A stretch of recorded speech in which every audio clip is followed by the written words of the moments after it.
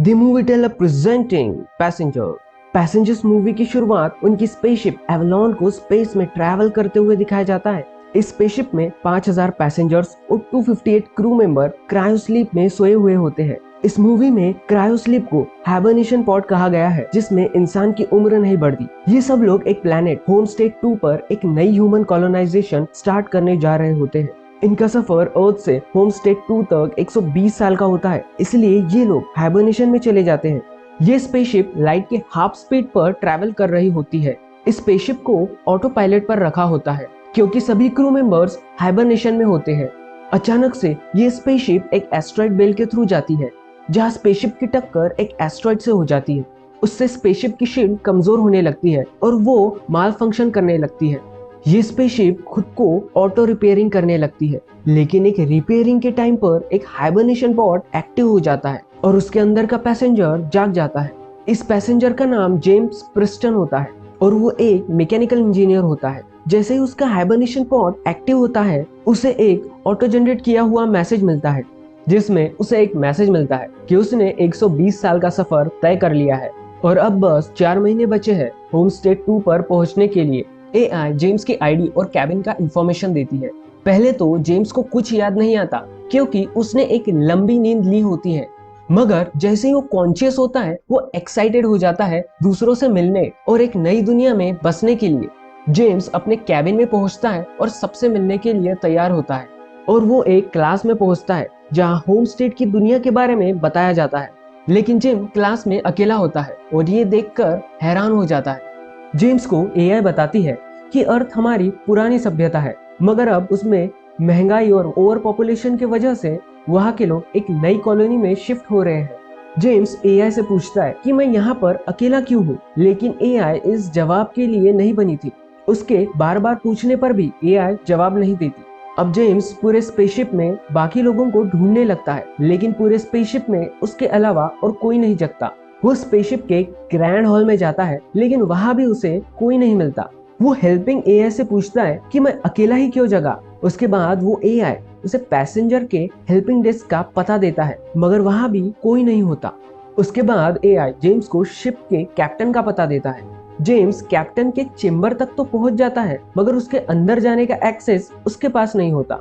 जब वो अंदर देखता है तो उसे सारे क्रू मेंबर्स हाइबरनेशन पॉड में दिखते हैं। फाइनली जेम्स शिप के ऑब्जर्वेटरी में चला जाता है, जहां उसे पता चलता है कि वो होमस्टेड 2 से 90 साल दूर है। अर्थ से अभी तक 30 साल का सफर तय हुआ है। इसके बाद वो बहुत ज्यादा घबरा जाता है। उसे समझ नहीं आता कि वो क्या करे।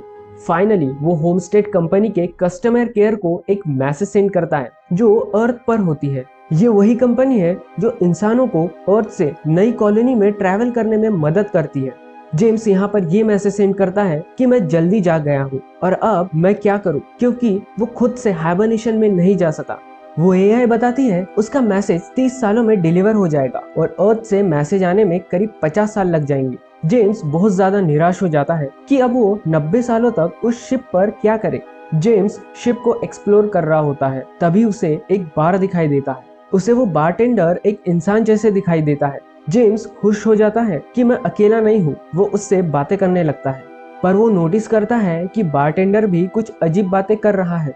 जब वो बारटेंडर के पैरों की तरफ देखता है, उसकी लोअर बॉडी एक मशीन की होती है और वो एक एंड्रॉइड रोबोट होता है। उस रोबोट का नाम आर्थर होता है। अगले दिन जेम्स उठता है और वो कैंटीन में जाता है। उसे वहाँ खाना ऑटोमेटिक मशीन से मिलता है। जेम्स वापस हाइबरनेशन में जाने का फैसला करता है। जेम्स एक इंजीनियर है, तो मैनुअल की मदद से हाइबरनेशन पॉड को वापस एक्टिवेट करने में वो कामयाब हो जाता है। वो उसमें लेट जाता है, लेकिन वो हाइबरनेशन नहीं कर पाता। उसके बाद वो कैप्टन के चेम्बर्स में जाने का ट्राई करता है ताकि किसी एक क्रू मेंबर को उठा के हेल्प मांग सके, लेकिन वहाँ की शील्ड इतनी स्ट्रॉन्ग है कि कोई भी टूल उस दरवाजे को नहीं खोल पाता। जेम्स उस दरवाजे के अंदर जाने की जी तोड़ कोशिश करता है। उसके बाद वो आर्थर से बातें करता है। आर्थर उसे बताता है आप अभी जहाँ हो वहाँ का मजा लीजिए। जेम्स वैसा ही करता है और गोल्ड पैकेज का एक्सेस हैक कर लेता है, जिससे जेम्स अकेला ही बहुत एंजॉय करता है। बहुत दिनों तक जेम्स वैसा ही करता है, मगर अकेलापन उसे सताने लगता है। जेम्स को नींद से जागे पूरे 1 साल हो चुका है। एक दिन जेम्स हाइबरनेशन पॉड को एक्सप्लोर कर रहा होता है। उसकी नजर स्पेस सूट पर पड़ती है और वो सूट पहन के स्पेस में चला जाता है। स्पेस का कमाल का नजारा देखकर वो दंग रह जाता है। वो सारे पैसेंजर्स में से अकेला था जो स्पेस वॉक करके उस टाइम को एंजॉय कर रहा था। जेम्स को रोना आता है क्योंकि उसके लिए ये मेंटल पेन बहुत ज्यादा था। उसके बाद वो शिप पर वापस आ जाता है। फिर वो स्पेस गेट के पास आता है, लेकिन इस बार अपने स्पेस सूट के बिना। ऐसा इसलिए क्योंकि उससे अब बर्दाश्त नहीं हो रहा था। वो उस गेट को ओपन करके सुसाइड करना चाहता है। जैसे ही वो गेट ओपन करने वाला होता है, उसका माइंड चेंज हो जाता है और अब वो भागते हुए शिप में वापस आ जाता है। अब वो हाइबरनेशन पॉट से जा रहा था, तभी उसकी नजर एक लड़की पर पड़ती है जो अपने हाइबरनेशन पॉट में सो रही होती है। जेम्स को वो पसंद आ जाती है। उसे पता चलता है कि उसका नाम अरोरा है और वो एक राइटर है। जेम्स अब अरोरा का इंटरव्यू और उसकी स्टोरीज पढ़ने लगता है और अपना ज्यादा से ज्यादा टाइम उसके पॉट के पास बिताता है और वो आर्थर से भी उसके बारे में बात करता है। जेम्स अरोरा को हाइबरनेशन से उठाना चाहता है ताकि वो इस शिप पर अकेला ना रहे, लेकिन उसकी कॉन्शियसनेस उसे ये करने से रोक रही होती है, क्योंकि अगर उसने अरोरा को उठा दिया तो उसे भी इस जर्नी का हिस्सा बनना पड़ेगा। वो अरोरा को जीते जी नहीं मारना चाहता था और वो फाइनली डिसाइड करता है कि वो अरोरा को जगा देगा। जेम्स ने मैनुअल से हाइबरनेशन पॉट की जानकारी इकट्ठा कर ली थी। उसे पता था कि अरोरा को हाइबरनेशन में से कैसे जगाना है। जेम्स अरोरा का हाइबरनेशन पॉट एक्टिवेट कर देता है और वो हाइबरनेशन से बाहर आती है। जेम्स वहां से भागता है और छुप जाता है ताकि अरोरा को पता ना चले कि उसी ने अरोरा को हाइबरनेशन में से उठा दिया है। फाइनली अरोरा जेम्स से मिलता है। वो भी कंफ्यूज होती है जैसे स्टार्टिंग में जेम्स था। जेम्स अरोरा को बताता है कि शिप पर बस हम दोनों ही जगह हैं और वो उसे ऑब्जर्वेटरी में ले जाता है। तब अरोरा को पता चलता है कि होमस्टे 2 पर पहुंचने के लिए अभी भी 89 साल बचे हुए हैं। ये जान के अरोरा भी घबरा जाती है। अब जेम्स अरोरा को क्रू मेंबर्स के चेंबर का बताता है और उनके पास अंदर जाने का एक्सेस नहीं है वो भी। फिर अरोरा घबराहट में अपने पॉट की तरफ भागने लगती है। जेम्स उसे समझाता है कि इसका अब कोई फायदा नहीं। अरोरा अब बहुत ज्यादा उदास हो जाती है। अब वो आर्थर के पास जाता है और वो उसे बताता है कि उसने अरोरा को हाइबरनेशन से जगा दिया है, लेकिन उसे बहुत बुरा लग रहा था। जेम्स आर्थर को बताता है कि मैंने ही उसे उठाया है और वो उसे वक्त आने पर बता देगा। अगले दिन अरोरा उठती है पर हेल्पिंग एआई के पास जाके हाइबरनेशन पॉड के बारे में पता लगाने की कोशिश करती है, लेकिन उसे कोई जानकारी नहीं मिलती। फिर जेम्स और अरोरा साथ में ब्रेकफास्ट करते हैं। अरोरा देखती है जेम्स गोल्ड पास ब्रेकफास्ट का एक्सेस नहीं कर सकता, तो वो 1 साल से एक ही ब्रेकफास्ट कर रहा था। फिर अरोरा उसे गोल्ड पास का ब्रेकफास्ट देती है। ये देख के जेम्स बहुत ज्यादा खुश हो जाता है। जेम्स ने अब हाइबरनेशन पॉड को ठीक करने का एम छोड़ दिया था, लेकिन अरोरा अपनी पूरी कोशिश करने लगती है जिससे कोई रास्ता निकल पाए। कुछ दिनों बाद जेम्स नोटिस करता है कि शिप पर माल फंक्शन हो रहे हैं, पर वो उसे इग्नोर करता है। अरोरा एक राइटर और जर्नलिस्ट होती है और अब वो हर चीज अपने डायरी में लिखना शुरू करती है। और एक दिन वो जेम्स का इंटरव्यू लेती है, ये सोच के कि उसकी स्टोरी इंटरेस्टिंग होगी। जेम्स उसे अपने होमस्टेड जाने का मकसद बताता है कि मैं वहां जाके एक नई दुनिया में अपनी जगह बनाना चाहता हूँ। अरोरा बताती है मेरे पास रिटर्न टिकट है वापस अर्थ पर जाने के लिए। वो जेम्स को बताती है कि वो होमस्टेड 2 पर 1 साल रहेगी, फिर वापस चली जाएगी। वो ऐसा इसलिए करना चाहती है ताकि वो दुनिया की सबसे पहली जर्नलिस्ट बन सके जो 2 प्लैनेट्स पर रही हो। वो बिलीव करती है कि ये एक बढ़िया स्टोरी बन सकती है। अब इसके बाद इन दोनों के पास करने को और कुछ नहीं था, तो टाइम स्पेंड करने के लिए club, restaurant, cinema, basketball court और बार में होते हैं। जेम्स अब अरोरा को आर्थर से मिलवाता है। जैसे जैसे दिन गुजरते जाते हैं वो दोनों क्लोज होते जाते हैं। फाइनली वो एक दिन डेट पर जाते हैं, डिनर करते हैं। उसके बाद स्पेस सूट पहनकर वो दोनों स्पेस वॉक करने जाते हैं। फाइनली दोनों ने इस शिप पर एक कपल की तरह रहना शुरू कर दिया होता है। उनका सारा टाइम एक साथ बीत रहा था। वो जॉगिंग, ब्रेकफास्ट, डिनर सब साथ में कर रहे थे। अब फाइनली जेम्स अरोरा को प्रपोज करने का सोचता है। वो अरोरा को डेट के लिए बुलाता है उसके बर्थडे पर। जेम्स प्रपोजल रिंग बाहर निकालने के लिए वॉशरूम का बहाना बनाता है। इतने में ही आर्थर अरोरा को बताता है आज ही के दिन जेम्स ने तुम्हें हाइबरनेशन से जगाया था। जैसे ही जेम्स बाहर आता है अरोरा उस पर बहुत गुस्सा होती है। अरोरा गुस्से में वहां से चली जाती है और जेम्स से बात करना छोड़ देती है।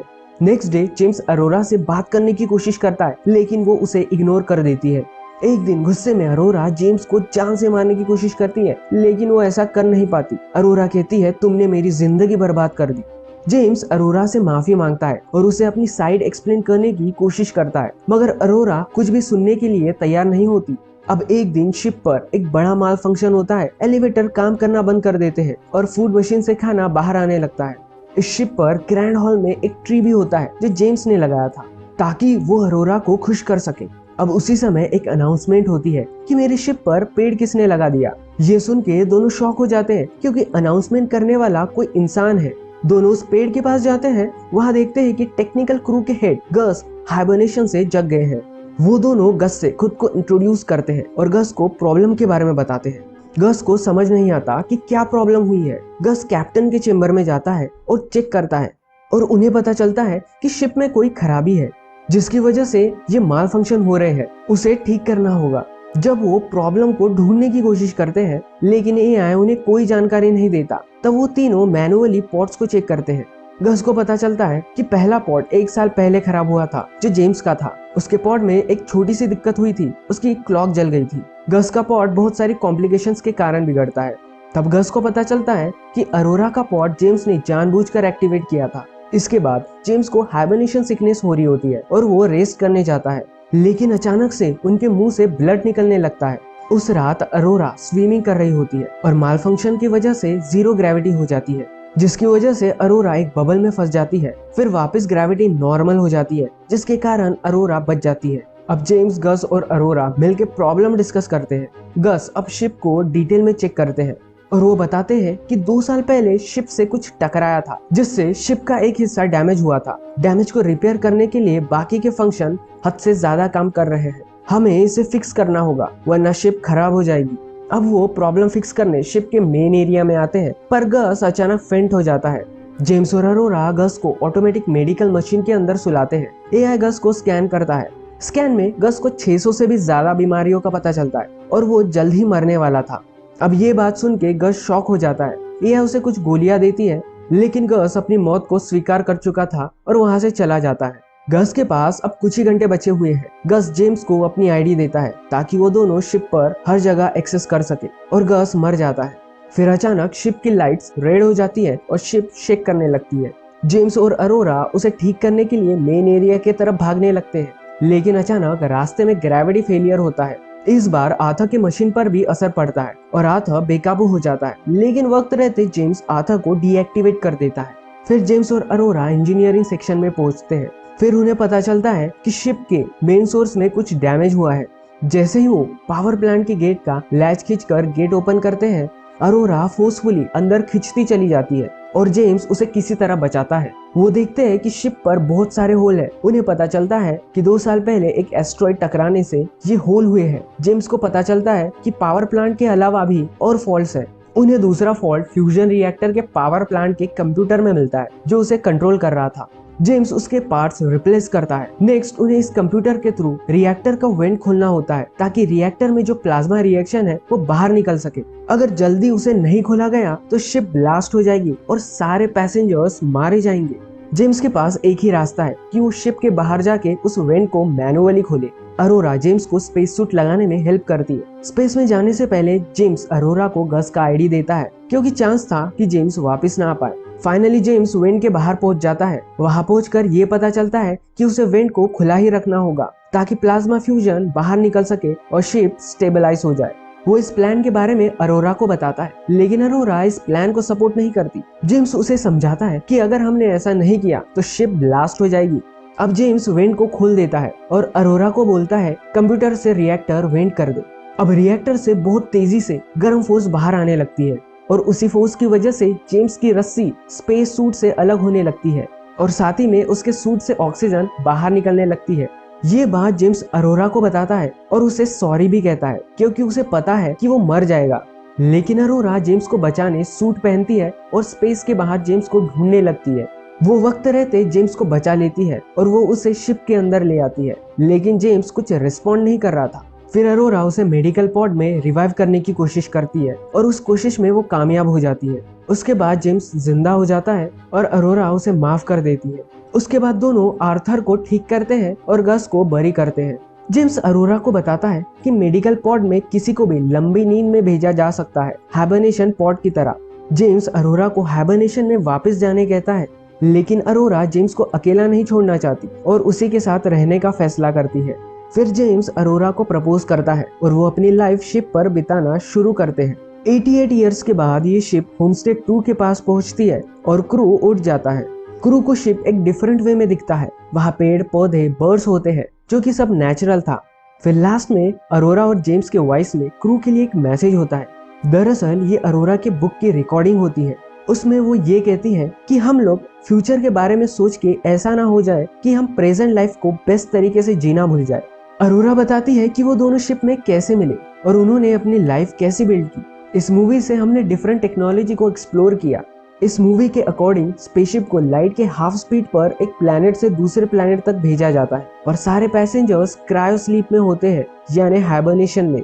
इस फिल्म में मेकर्स ने जीरो ग्रेविटी और स्पेस साइंस को बहुत डिटेल में दिखाया है।